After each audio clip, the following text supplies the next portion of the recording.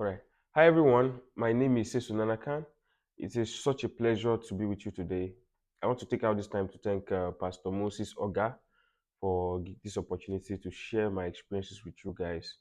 I'm sure it's going to be an amazing time um, with you today. So, let me get back into introducing myself because we do not have a lot of time.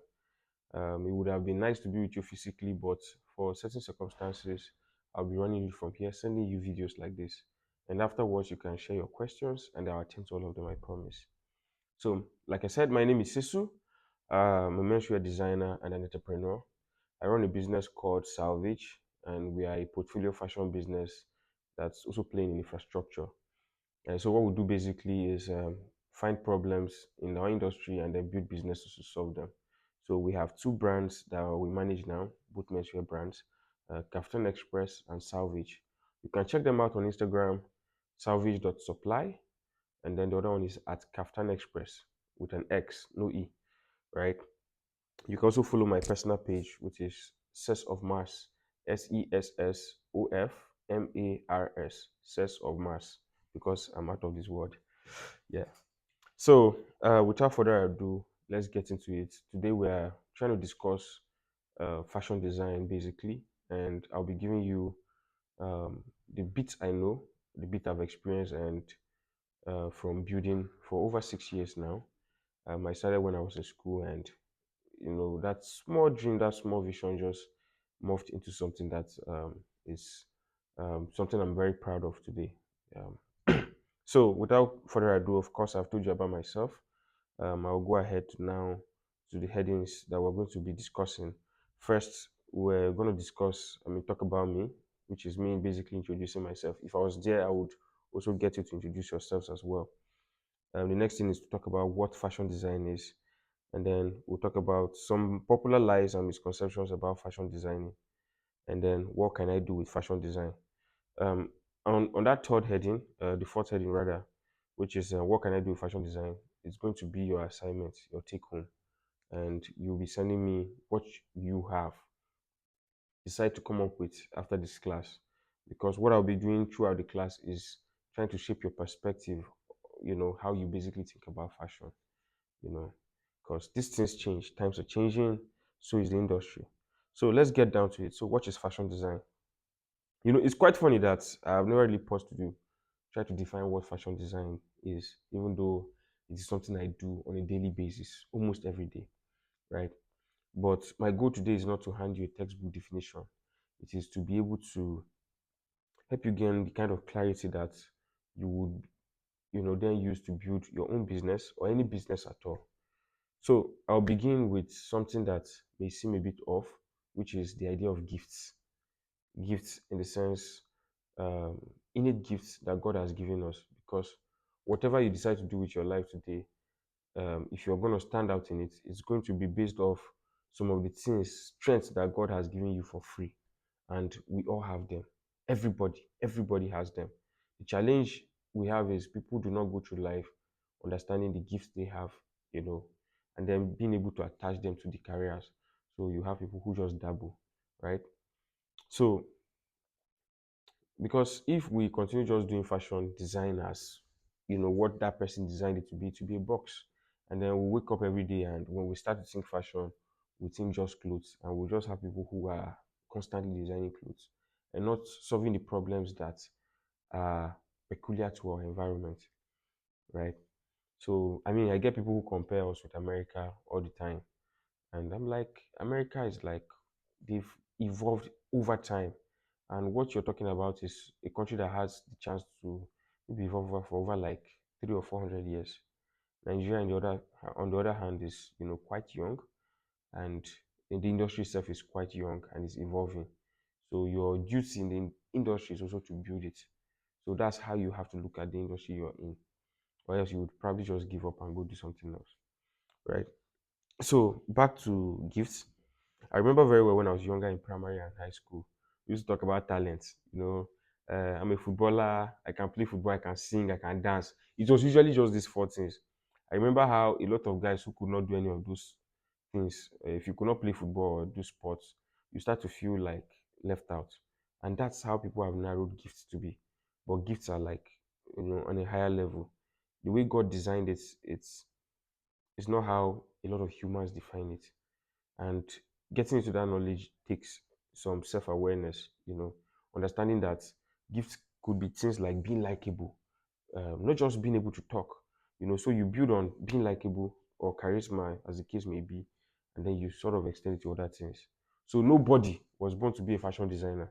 Nobody was born to be a footballer. Nobody was born to be a particular thing. We're born to now look at, so you now look at your gifts, right? And then you sort of extend and see which field you can play in, that you can have an advantage in, and then you just go for it, right? So based off the talents I had, or I thought I had, back then, I thought I was going to become a writer, and then an actor, and also a journalist. At least those are the things I would write in those things. We had these things called sloan books that our friends would pass around and we write about ourselves. So I thought I was going to be a writer, a journalist, and an actor. But what has happened, just a few years down the road, I've discovered that writing has shifted. How has writing shifted? Anybody can get on Twitter and write something, and that idea can be passed around. So it means that people who went to school to even study writing are not getting the kind of visibility that a regular person like me who wants to share my ideas can get via Twitter or something like that, or any of these other platforms. It means that writing has been democratized. It means that I do not have to go to school or do something special to now be a writer anymore, right? For journalism, for example, before the news houses even give you the news, somebody has brought out their phone and filmed it. There's some guy talking about the news. There are guys giving analysis. There are guys doing their research and putting it forward to you for free.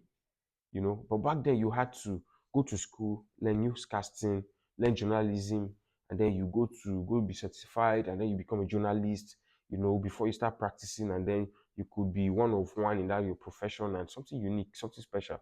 But it is no longer as it used to be. Of course, we still have TV stations, but trust me, it's only a matter of time, right? And then let's talk about acting. I mentioned acting. Today, anybody can be a content creator.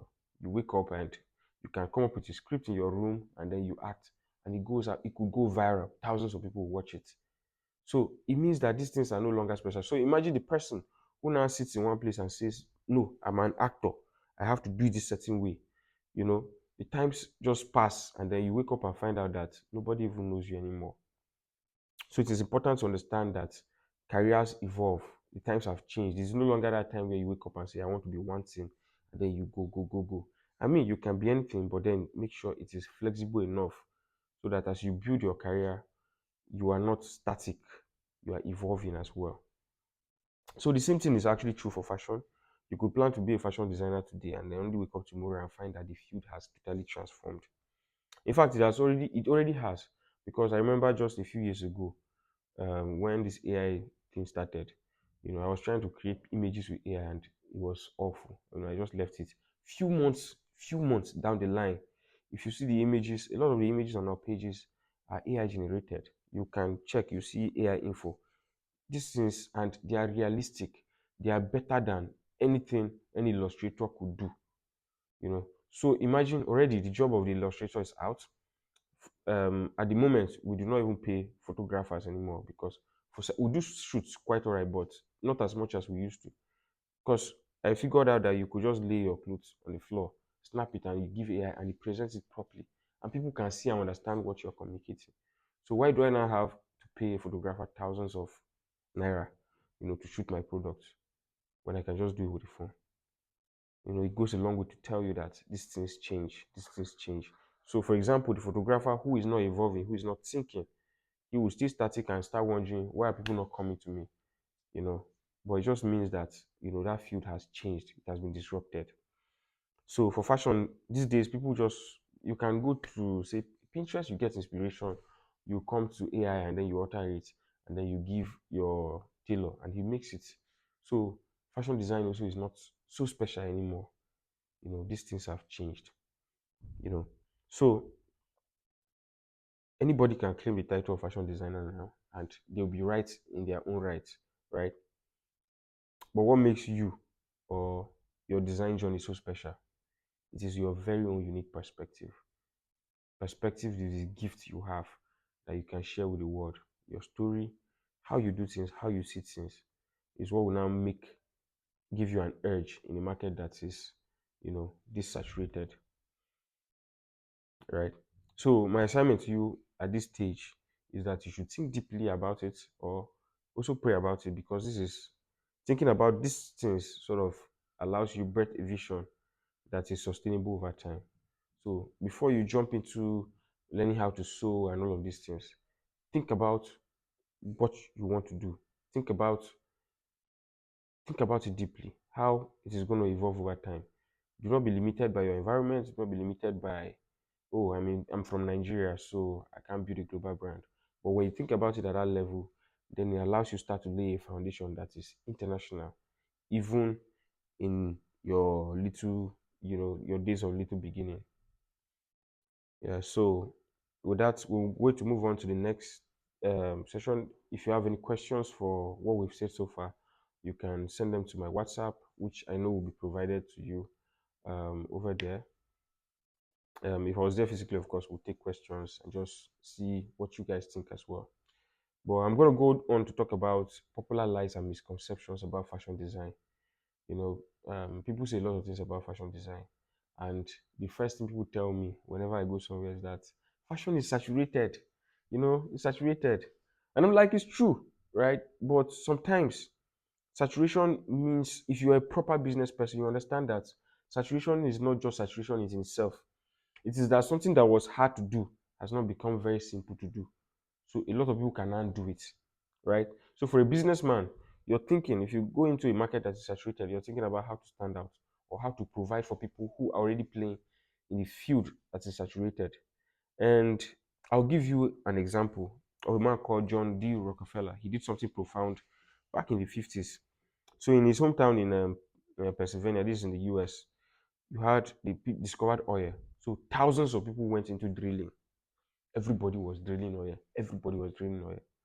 You know, in our case, that could be everybody was sewing clothes, right? And then he decided to turn to refining. So these thousands of people would drill their oil, but then now have nowhere to refine it. But this man looked at the value chain and saw that, okay, everybody's drilling, but there are no refineries, or very few refineries. You know what? Let me go make this my niche. So he focused on refining, and then subsequently, by later, maybe like by the 19th century or so, this man was controlling 90% of US petroleum refining.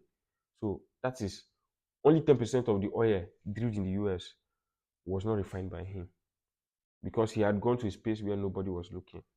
So is fashion saturated? You have to think deeply about it. Maybe if you go globally, it may be.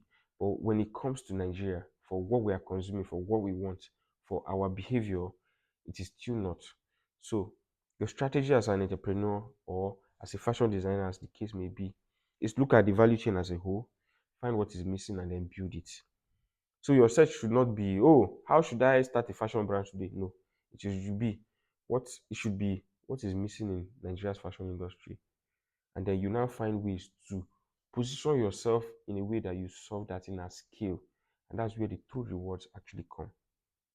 Now, another misconception or popular lie about fashion design is there's no money in fashion, you know.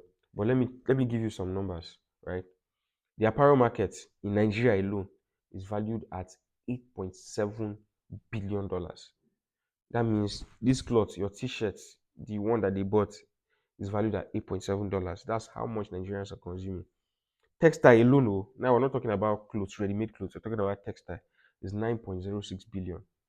And then fashion industry in Nigeria contributed around 4.38 trillion to the GDP. I mean, this is like the whole industry. Talking about, this is not just your tailors or local guys. This is textile, ready-made. The import, the click, and everything combined. It just goes to show you that there's a market. There's somebody willing to remove money and pay for something in this space, right? But all we are having to do is to now take over and see how we can divert some of those funds, right? So I just did some math and I figured that we're already sitting on a $160 billion potential.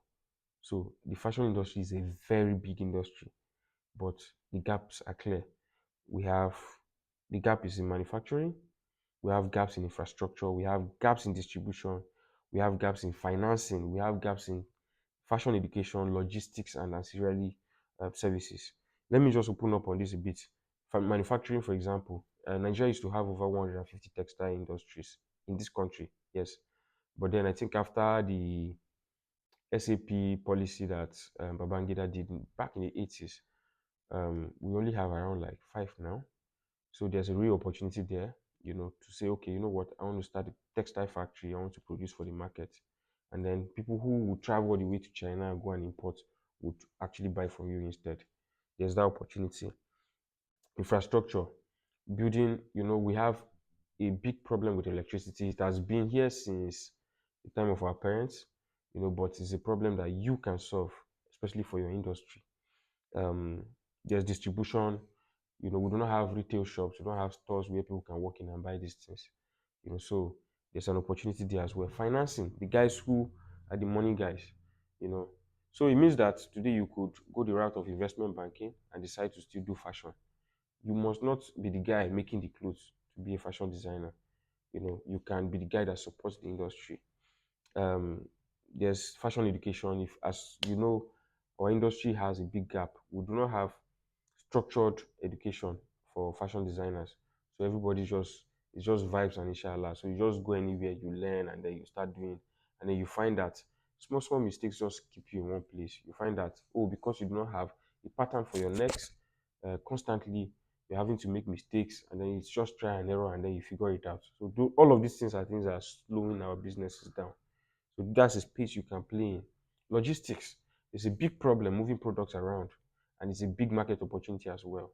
Till date, moving products across Africa is very difficult. I can tell you for a fact, but that's something you can look at. And then we have ancillary and support services. The guys who sell the threads, all these other things. I mean, you know that the one in the market is not good enough. Why don't you go find a way to produce it and then sell to the market? And then that's one other misconception. But I tell you for a fact, any industry at all, there's money in it. There's money in fashion as well. I would not lie for you. I wouldn't start telling you that, oh, I make this much. But know for a fact from this analysis that I made that there's money in fashion and there are opportunities as well. The third misconception that people talk about is that you can't beat global brands. I had a friend who sat me down and said, look, you should leave this thing because you can never beat the guys at the Gucci's and the LVs. And really, I think we do not have to, right? What we need to do is to play local games at a global stage. We're also controlling the capital and infrastructure. This is important because in Afrobeats, right, people are listening to Afrobeats globally, but the guys who are signing people who control artist development and everything are not local record labels necessarily. These are international brands. They are big record labels, and that is something that we can take a cue from fashion and correct, right? We can build brands that instead of you competing with an LV, Salvage can put products out that have a Nigerian context. That is something that LV will not be able to compete with at all. You understand? But when you want to do the exact same things as those people do, I mean, you can never make those shirts better than them. They've been doing it for hundreds of years. But we can make trads better than them. So what we need to do is now find ways to put this thing in those markets. Find ways to make every individual on earth wear the kinds of things that are from Africa. You get. So I'm just saying, I can even give you an example of somebody in the church space. I mean, not in fashion, but we're talking about Afrobeats now. Limo Blaze. I think he started as a rapper, and then he only got signed to a global brand, a global record label after switching to Afrobeat. If he was still rapping, I mean, those guys wouldn't have signed him. But when he switched to Afrobeat, he saw that okay, this is a new market, let's tap in, and he was signed. And the pattern is the same thing for. If you go into the secular industry, it is the same thing. A lot of people have been signed, but no rapper has been signed at the international level. Nobody, because you can't go and do rap better than the Americans, but you can do the Afrobeats very well because it's your heritage. So it just goes to say that we cannot do those things better, but of course we can push products that African inspired, way better than those people, and so we can compete with that. And with that said, I'm just saying, do not put your African context or perspective at the mercy of the West. Just because you are exposed to these big brands, the Virgils, you know, the Louis Vuittons, the Gucci's, and the rest. Don't make the mistake of now trying to just force that on your population. Make something that is innately Nigerian but can serve on the international market, and that is how to sell. And we have done that in our own industry as well. We made kaftans, and there was a time when 80% of our customers were not Nigerians. So it means there are opportunities for us to push these things out there. So, of course, we may not be able to beat global brands, but we can beat them when we do things that are truly ours. And then we move to the third thing, which is what can I do with fashion design? And part of what I'll do here is just to tell you a bit of my story, um, how I came up, right? So I will tell you, I served in Uyo. That was about the time that I started my fashion brand. I was serving in Uyo. I would sit at the back of my auntie's house with a machine. I'll make shirts, and then I'll snap them and put them online. So for a long time, people knew me with those kinds of things. And then I moved back to ABJ after service here, and I was looking at starting a business properly. And part of the things I discovered was that the market in Abuja, people wore kaftans a lot, you know. So going by that, I still had a customer base who would demand for, casual items. And that's what brought about like a Kaftan Express separate from salvage.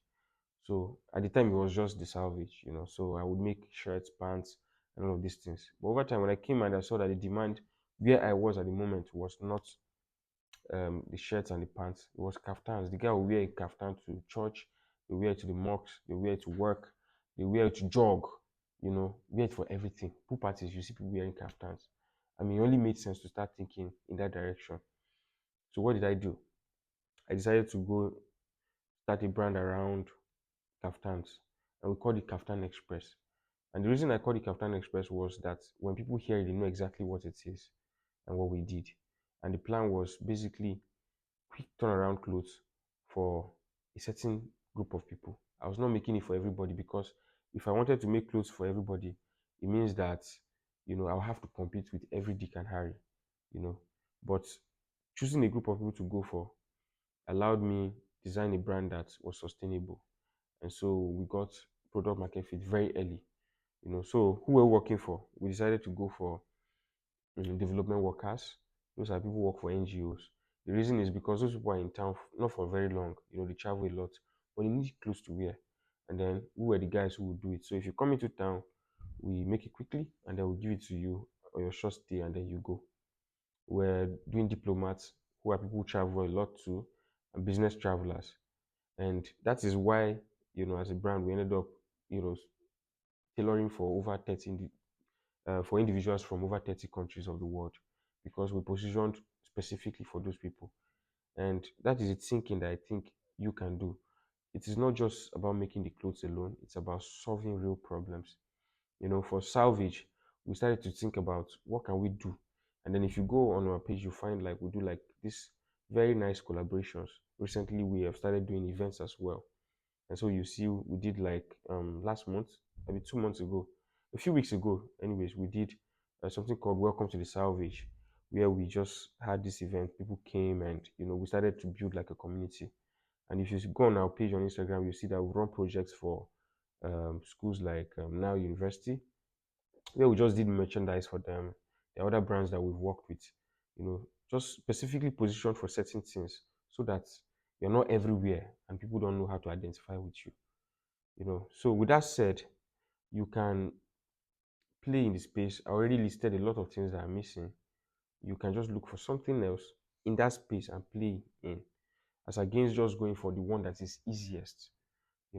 I mean, where you are is a great start, and I'm hoping that we'll meet in subsequent sessions and we'll continue to build on what I've given you today. If you have any questions, please do not hesitate to send them to my DM. I'm sure my number will be distributed. My Instagram handle will be distributed as well. So however you can access me, please go ahead. It's been amazing so far, and I'm going to leave you with an assignment. And that assignment is for you to figure out what you can do with fashion design. I'm also going to put together this material in a PowerPoint format, so you can go through it and then come up with an idea that is unique to you. Thank you so much. See you again very soon.